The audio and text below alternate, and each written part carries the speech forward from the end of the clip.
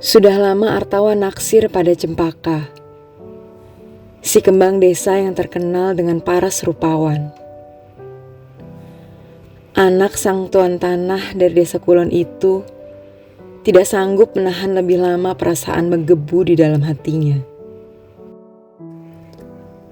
Terlebih, ada bisik-bisik beredar kalau Cempaka sedang dekat dengan Banyu, seorang mantri muda berwajah tampan yang belum lama ini ditugaskan di desa. Artawan bertambah gusar, gelisah.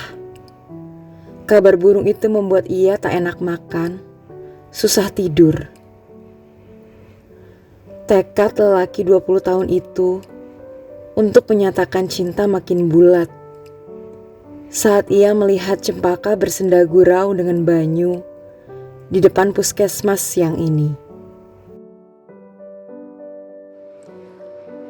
Usai Cempaka selesai berbincang, Artawan buru-buru membututi dari belakang, lalu menyapanya.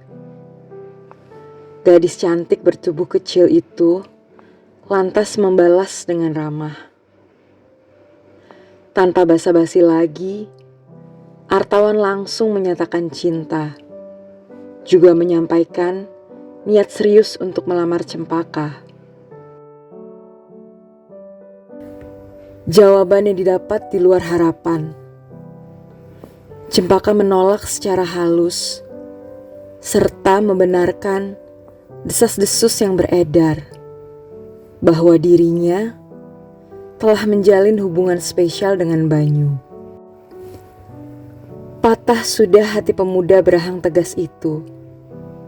Ia kian cemas, makin tak nafsu makan, dan jadi insomnia.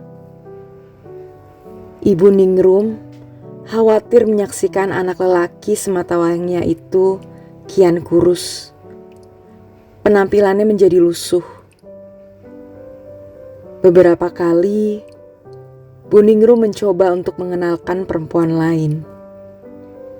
Tapi tak ada yang menarik hati Artawan. Ia tetap sama, tak bersemangat hidup. Tiap hari yang dilakukannya hanyalah mengeluh tentang bagaimana ia patah hati. Semakin kesal melihat kedekatan antara Cempaka dengan Banyu, yang kian hari kian mesra saja. Sempat terucap niatan Artawan menculik Cempaka untuk memaksanya menikah atau melakukan hal-hal lainnya yang menyeramkan. Berulang kali mendengar curahan sakit hati anak kesayangannya, Ibu Ningrum semakin geram dan membenci Cempaka. Semenjak suaminya meninggal tahun lalu, hanya Artawanlah satu-satunya orang yang ia miliki saat ini. Apalah arti segudang warisan, peninggalan mendiang sang suami, jika anak mereka tidak bahagia? Wanita paruh baya itu tak terima. Ia putar otak, kemudian teringat kalau di desa mereka ada seorang perempuan yang menjadi ODGJ. Menurut rumor, itu adalah hasil perbuatan lelaki yang sakit hati karena ditolak.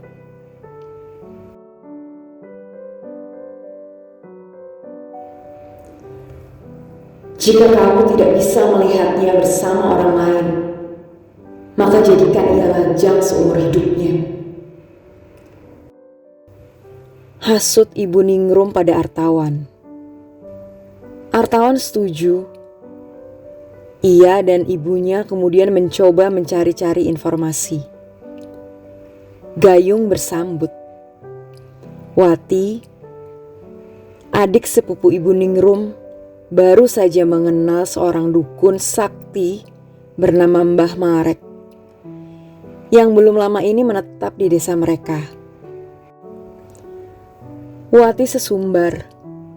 Jika kala itu Dagangan batiknya benar-benar laris manis, habis terjual oleh turis lokal dari Jakarta. Setelah diramal dan dibacakan mantra oleh Mbah Marek. Ada niatan untuk ia meminta sang dukun memberikan penglaris yang bisa bertahan lebih lama. Mereka bertiga pun akhirnya bersama-sama mencari dan menemui Mbah Marek. Usai berbicara ngalor ngidul, disepakatilah 2 ritual yang akan dikerjakan. Pertama, ritual untuk penglaris dagangan Wati. Kedua adalah ritual untuk mengerjai Cempaka. Syarat Mbah Marek tidaklah banyak.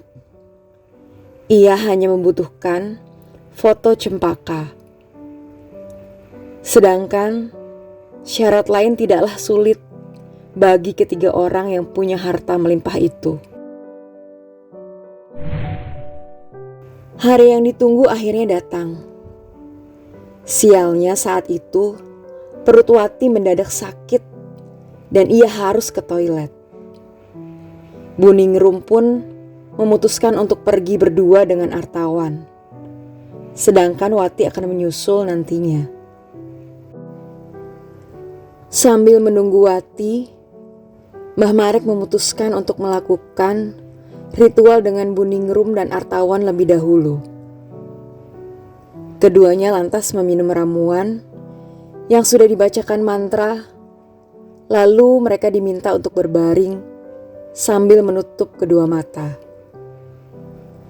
Selanjutnya, Mbah Marek pun menyelesaikan praktek gaibnya dengan lancar, seperti yang biasa ia lakukan.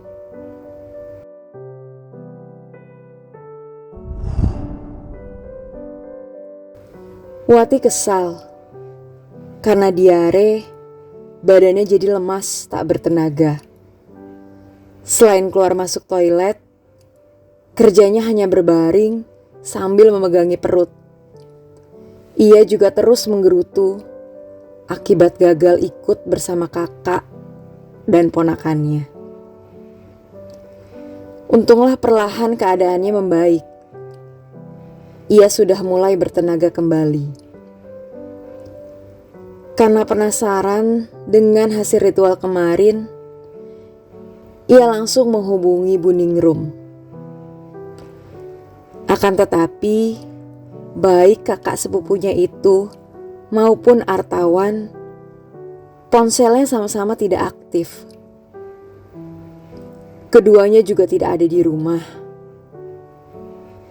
Wati lalu mendatangi kediaman Mbah Marek. Tapi rumah itu kosong, seperti tanpa penghuni. Hingga malam tiba, yang ditunggu pun tidak juga datang.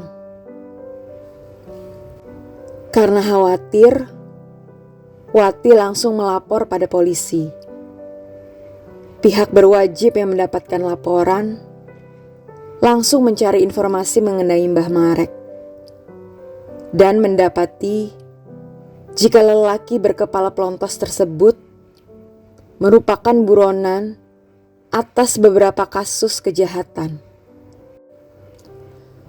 Lelaki yang bernama asli Mijan itu sebelumnya juga telah melakukan penipuan berkedok penggandaan uang dan praktek perdukunan.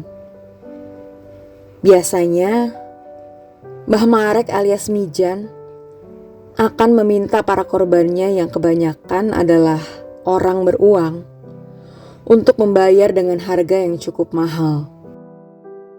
Dukun gadungan yang juga punya ciri khas luka bakar di lehernya itu akan meminta si korban untuk mengenakan berbagai perhiasan yang dimiliki dengan alasan kepentingan ritual. Modus itu pula yang ia lakukan pada Buningrum, Artawan serta Wati. Diketahui juga, ia tak segan-segan untuk melenyapkan nyawa para korbannya dengan racun. Wati yang tadinya sempat kesal saat terkena diare, justru berbalik. Ia kini merasa sangat bersyukur. Ia bersyukur masih diberikan kesempatan kedua oleh Yang Maha Kuasa. Sementara itu, melalui laporan Wati yang terbilang cukup cepat, kali ini polisi tidak butuh waktu lama untuk memburu Mijan. Ia tertangkap di terminal saat akan kabur. Dari pengakuannya jugalah, polisi dapat menemukan keberadaan Artawan dan Buningrum yang tentu saja sudah tak bernyawa lagi. Ibu dan anak itu pun akhirnya dapat dikebumikan secara layak dengan bantuan dari seluruh warga desa Kulon yang bersimpati, termasuk Cempaka, orang yang niatnya akan dikerjai oleh Artawan dan Ibu Ningrum.